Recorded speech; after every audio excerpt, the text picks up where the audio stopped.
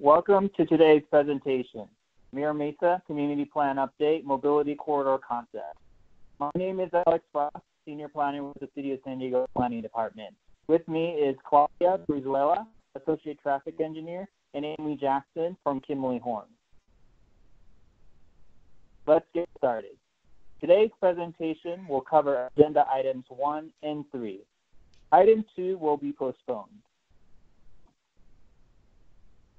The tentative schedule is highlighted.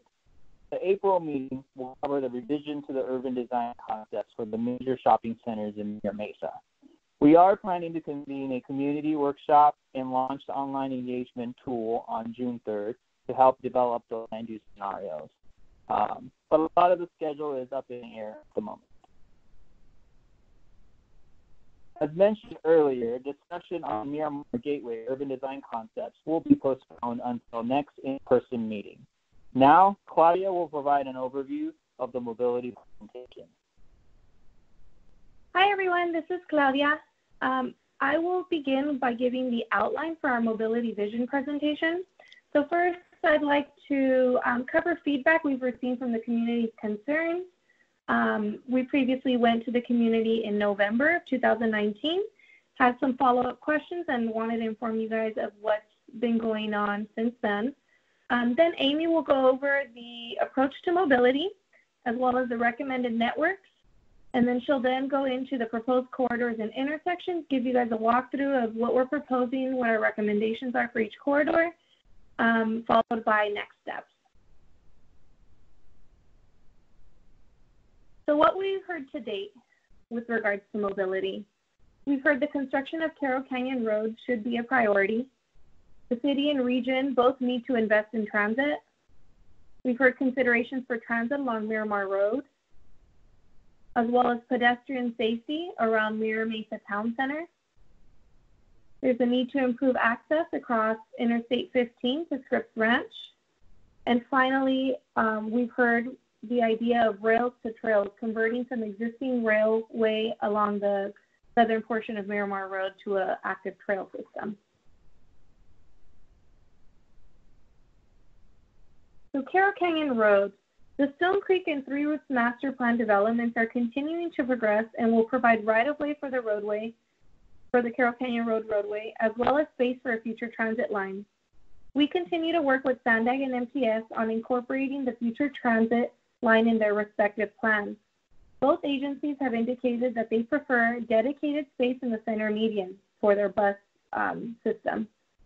Our recommendation is to have center median running bus rapid transit along Carroll Canyon Road, and Amy will go into further detail in subsequent slides. We've heard from many of you that transit doesn't really take you to where you want to go, and if it does, it takes 2 to 3 times longer by bus than by car. Amy will be presenting maps of our vision for the future transportation network, which includes dedicated lanes for transit along many of our major corridors, and also different forms of connections to transit to allow for transit to be a competitive option for commuting to and from work and to serve the needs of the rest of the daily activities.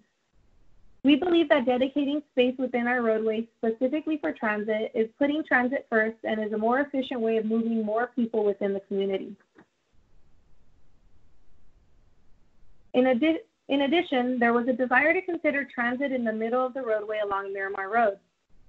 Although there are security concerns with an elevated transit service and its proximity to MCAS Miramar Base, we have considered multiple alternatives, and we'll be sharing our recommendation for dedicated transit lanes along Miramar Road later in this presentation.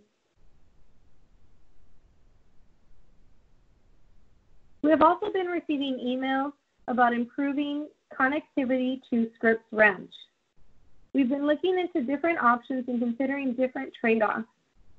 Coordinating with Caltrans on potential improvements along Mira Mesa Boulevard and Carroll Canyon Road across Interstate 15, we're really looking to enhance the existing facilities across Mira Mesa Boulevard and Carroll Canyon Road.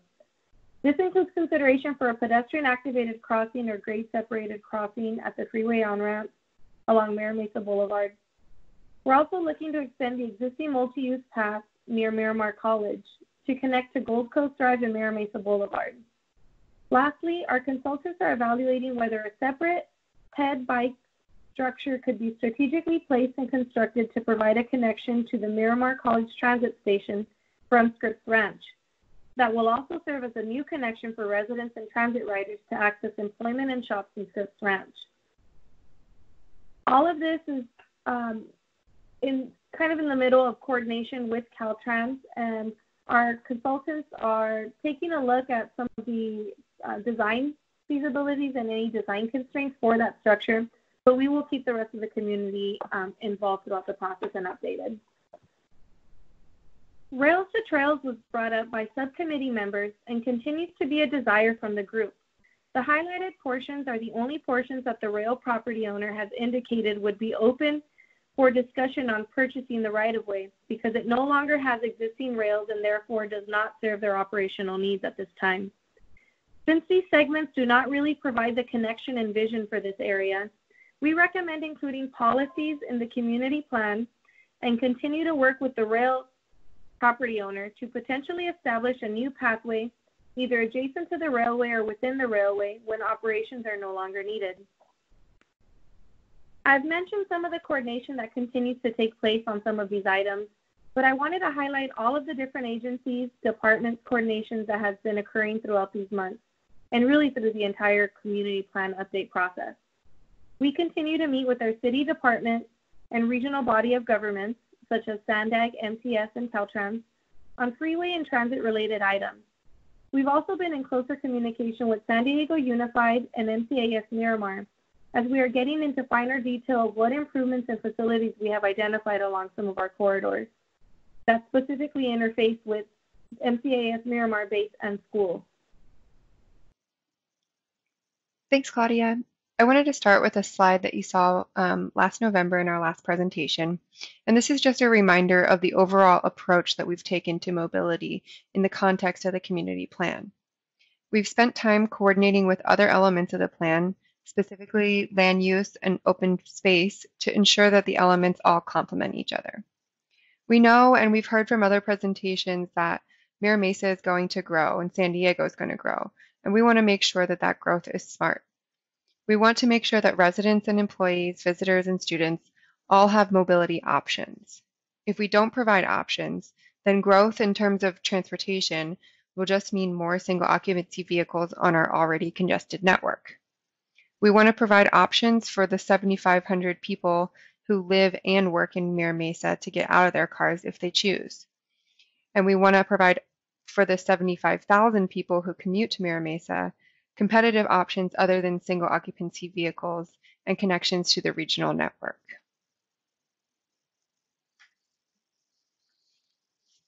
Last time we met, we showed you the mobility networks for the 4 modes of transportation.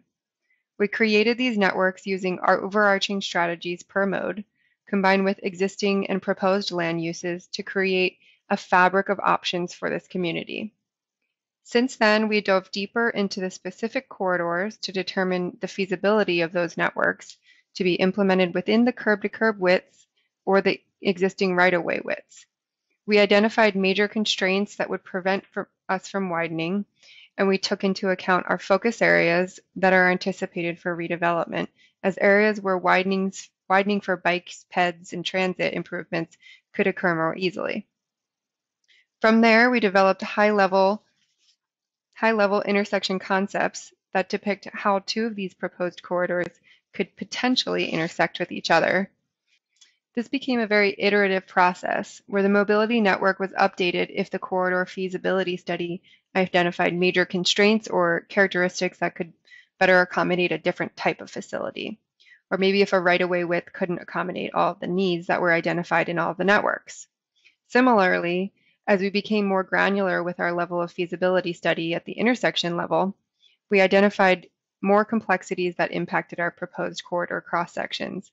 And again, it became another iterative process back up through the corridors and back into the network, the mobility networks.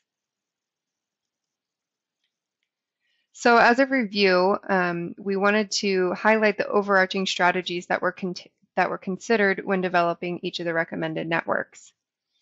For transit, we want to make it a competitive and reliable option to single occupancy vehicle use. For bicycles, we want to create a network of separated bikeways as well as parallel low stress routes for more of our local trips into the residential areas of the neighborhood. For pedestrians, we want to enhance walkability connections for our residents, students, employees, and retail visitors. And for vehicles, we want to maximize roadway efficiency to move more people. We've also added a fifth component to this network, which is basically just to revise our recommendations based on public input that we've heard from you all. So last time you saw the transit network, there's been a couple of updates, but for the most part, this network is pretty similar. As we mentioned, developing the mobility networks has been an iterative process, and the feasibility testing for each corridor has highlighted necessary changes to the mobility networks. Some things to highlight on this transit slide that you may have seen before or maybe new to you is that the flexible lanes that we're considering on the 3 north-south corridors, we've identified these 3 north-south corridors for really penetrating Mira Mesa Boulevard as that man-made barrier between the north and south portions of this community, and really creating more interaction between those sides of the community within each of our 3 sub-areas.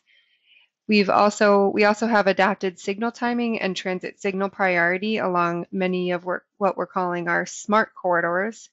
These smart corridors are typically identified as corridors between 2 freeways that include strategies such as flexible lanes dedicated for non-single occupancy vehicle use, and it also utilizes emerging technology to increase our person throughput. We also have the aerial skyway on here, which will connect to Mira Mesa to University seamlessly, as well as the planned Carroll Canyon Road, which we'll get into more detail in later slides. For the proposed bike network, we've created a robust network of protected bikeways where we have higher speeds and volumes, as well as more low-stress parallel routes that connect people further into the residential neighborhoods where the speeds and volumes are typically much lower. This network in particular has been modified numerous times to determine the most appropriate bike facility for each roadway as we dive deeper into each corridor and further into the intersection. In particular, on Mira Mesa Boulevard, you'll notice a new one-way shared use path on some of the segments where the available right-of-way width is extremely constrained, and the only option is a 12-foot path that can be shared by pedestrians traveling in both directions, as well as bikes traveling in a single direction with traffic. One thing to note is that locations where we've proposed bicycle boulevards, we have a caveat that vehicle volume and speed management strategies are required on these roadways in order to really ensure that low stress, comfortable facility. For the proposed pedestrian network, a lot of this might be new. In the green areas, you'll see planned improvements that include the pedestrian bridge over Black Mountain Road that was proposed in the previous community plan, as well as the 300 intersections identified by Mayor Faulkner as part of the Vision Zero initiative. Funding has been identified for these improvements, and you'll see here that there are 10 intersections that fall within the Mira Mesa community boundary. We're also showing roadways where traffic calming is proposed that will greatly benefit pedestrian comfort as well. Pedestrian paths and bridges that are currently outside of the public right-of-way, but that could benefit from becoming public pathways. There are various locations where missing or substandard sidewalks will be installed. Then we're also highlighting enhanced pedestrian environments, which, in addition to other improvements that are called out previously in this list, would include either sidewalk widening or sidewalk improvements during redevelopment. And lastly, we're highlighting the central area of the community as a pedestrian-oriented area where we envision a lot of pedestrian activity and interaction with the built environment. For the proposed vehicle network, we're highlighting corridors where traffic calming is proposed, as this increases vehicle safety as well. Corridors where flexible lanes are proposed for increasing roadway efficiency and person throughput. And smart corridors, which, as I mentioned before, can include flexible lanes or any other combination of non-single occupancy vehicle use or emerging technologies to really increase the person throughput. So now I'm going to dive into our focus corridors, and we'll be highlighting proposed corridor cross sections as well as intersection concepts. Here we're showing a map of our primary focus corridors and secondary focus corridors. And the major difference, I mean, the primary ones are typically longer than the secondary ones, but the major difference is that the primary ones are typically more complex, or the cross sections vary a lot more, where we really felt like we needed to dive into each segment of that corridor, and whereas the secondary one has similar cross sections along the majority of that corridor, so that could be covered in one single proposed cross section. And we're going to be highlighting one general cross section for each of those primary corridors, with the knowledge that we are also going to be posting boards intended for the public meeting that will go into more detail of segment by segment how that typical cross section would be implemented on each segment. So those will also be posted.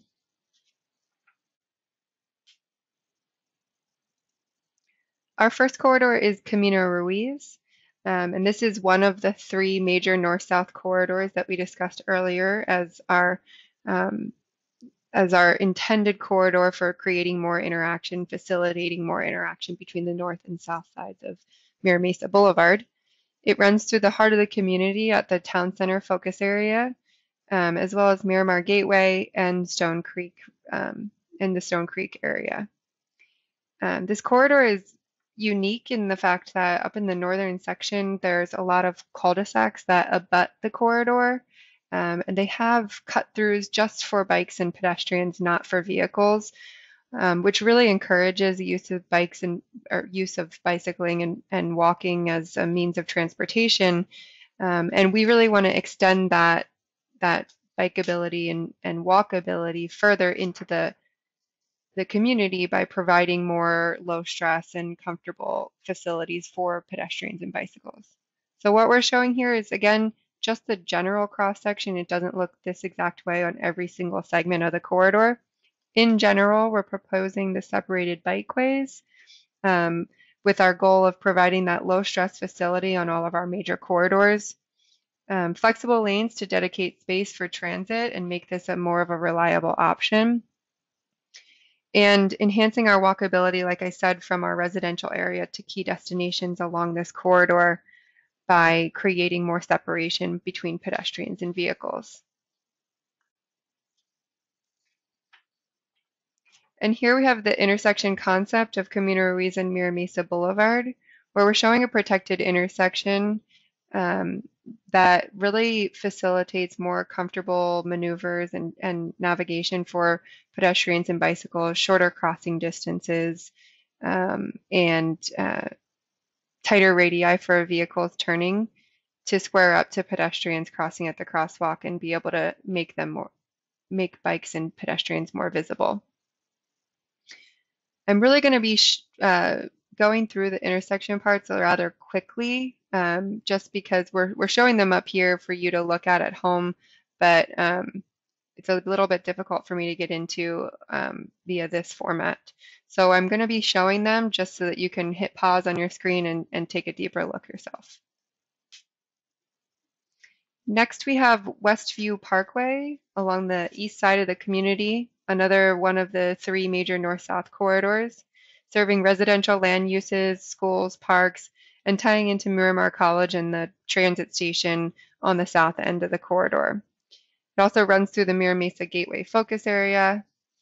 And on this corridor, we're proposing, we're proposing flexible lanes and separated bikeways in general, And I wanted to note that the intersection at Mira Mesa Boulevard was really a big driver in developing the cross sections. And you'll see when you look more detail for each of the segments and the cross sections for each segment that we do propose a two-way separated bikeway on the west side in order to cross over Mira Mesa Boulevard. And that will help prevent the conflict with the triple southbound left turns coming from Westview Parkway onto eastbound Mira Mesa Boulevard. And you'll be able to see that in more detail again on the boards that we'll be posting. This is a look at the intersection of Mira Mesa Boulevard and Westview Parkway, where again that two-way cycle or the two-way separated bikeway is along the west side, and everyone crosses on that west crosswalk.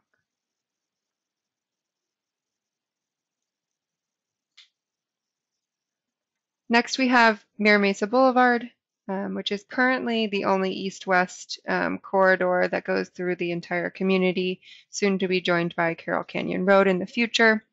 It serves many transit routes that currently sit in a lot of congestion with vehicles.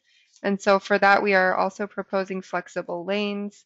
And although this is majorly, or it's really a major primary arterial for vehicles, there are areas where there are no alternatives for bikes.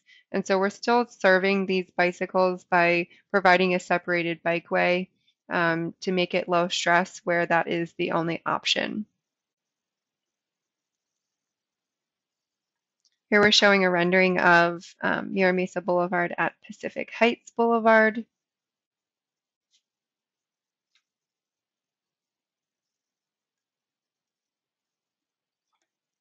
Next we have Miramar Road. MCIS Miramar, as we know, is really located along a majority of the south side of this corridor. It's a very industrial area down in the south area of the community. And there's regional connections to University on the west side and Scripps Miramar Ranch on the east side. As such, we're proposing regional bikeway of a two-way separated bikeway on the south side of the road. There will also be transit stops still along the south side of the road, and we'll provide pedestrian facilities to the nearest crosswalk to get pedestrians onto the north side of the road. We'd be enhancing the sidewalk on the north side of the road by widening or providing a buffer via bike lane or landscaping buffer. And this is also a smart corridor implementing flexible lanes, transit signal priority, other technologies. And one thing that I also wanted to hone in on was the dynamic lane. And this is proposed at the MCIS Miramar entrance where the peak time is extremely heavy. And we really need that right turn lane for the AM peak while vehicles need to get into MCIS Miramar, but it's not as necessary during the off-peak, and it can be utilized for other means during that time.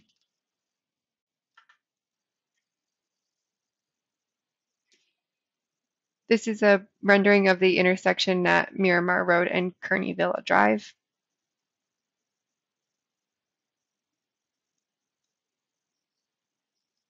Next, we have Black Mountain Road, another major north-south artery. This is a parallel road to the I-15 and it is identified as an incident management corridor. So we chose to maintain all general purpose travel lanes for this purpose. We've also proposed separated bikeways and enhanced pedestrian environments through our focus areas.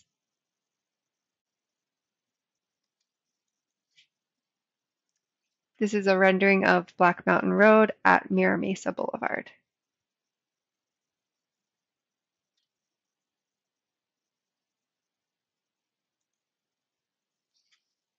Next, we have Camino Santa Fe, a major north-south corridor connecting residential areas in the north to key destinations on Mira Mesa Boulevard and further south onto Miramar Road. It will also run adjacent to the Sorrento Mesa focus area, as well as the future Three Routes proposed development. And here we're proposing separated bikeways for accessing the rest of the regional bike network. And I also want to note at this point that the flexible delineators that are shown for the buffer to create that separated bikeway, that is just to indicate that it will be a separated bikeway. It will have vertical protection, with the caveat that we are not identifying flexible delineators as the type of vertical protection that we are proposing. It could be any type of vertical protection down the road, such as curbs or planters or whatever that corridor really needs at that time. Here's an intersection rendering of Camino Santa Fe and Flanders Drive. And to note that Flanders Drive is really our major parallel route for biking instead of Mira Mesa Boulevard to the south.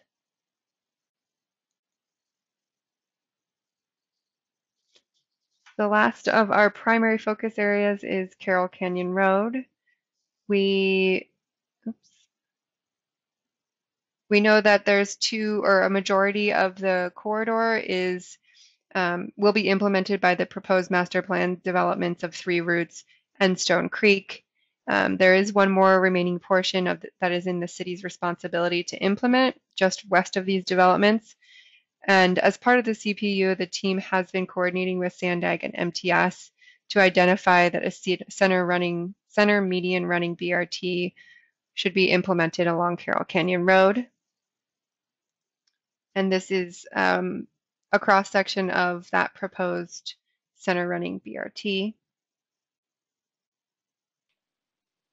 For our secondary focus corridors, and again, the secondary focus corridors really only differ from the primary in the sense that one of our proposed cross-sections really can cover a majority of the corridor. So first we have Activity Road down in the southeast quadrant of the community. And I'm going to go through these rather quickly, and you at home can kind of take a look at the proposed cross-sections in your own time.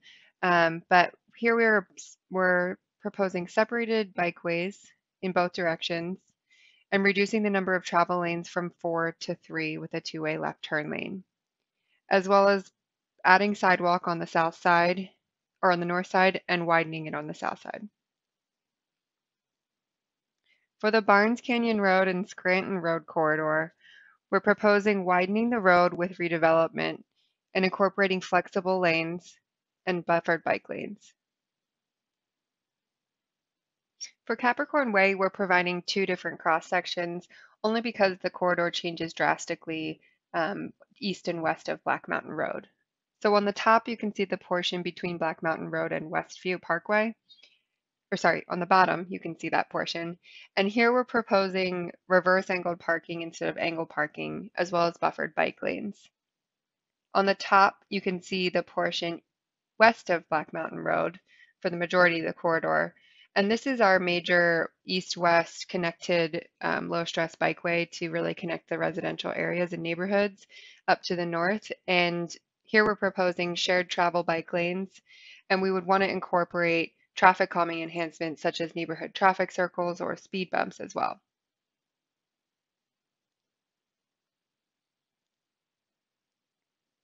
Similar to Capricorn, Flanders Drive also changes in the cross-section drastically when you cross over Camino Santa Fe.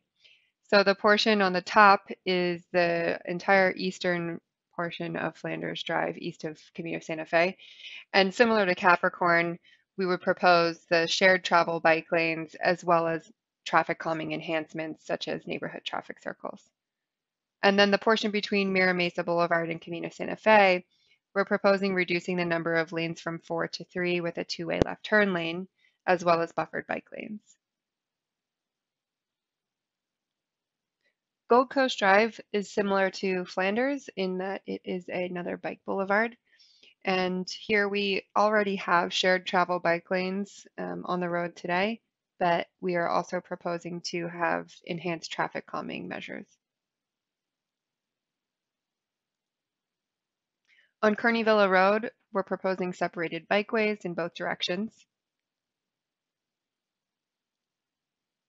On Lusk Boulevard, buffered bike lanes were recently implemented, and we are also proposing flexible lanes to help facilitate the transit routes from Sorrento Valley train station into the major employment center along Lusk Boulevard. On Pacific Heights Boulevard, this is one of our 3 identified north-south routes in the community. This one is the one on the west end for flexible lanes and potentially autonomous shuttles. We are also proposing buffered bike lanes. On Vista Sorrento Parkway, we're proposing to shift all of the lanes to the east or to the west side of the roadway in order to facilitate or to accommodate a shared use path along the east side.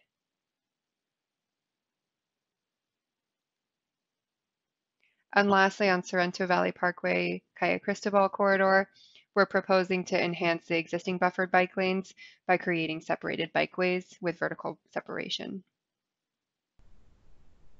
Thank you everyone for listening to our presentation. I wanted to give everybody kind of the next steps where we are in the process and what will be coming up for us. There's a community workshop featuring mobility, land use, and urban design, tentatively scheduled for June 3rd. We, as mobility staff, will be working on refining the networks and concepts based on feedback we're receiving from you, the community. And we're also going to be transitioning into modeling and analysis of our future network once we've refined the networks and concepts. Now, if you have any questions or comments, we'd like to receive some feedback on what we presented today. You may email Alex Frost at afrost@sandiego.gov or visit our project website, planmiramesa.org. Thank you and have a good day.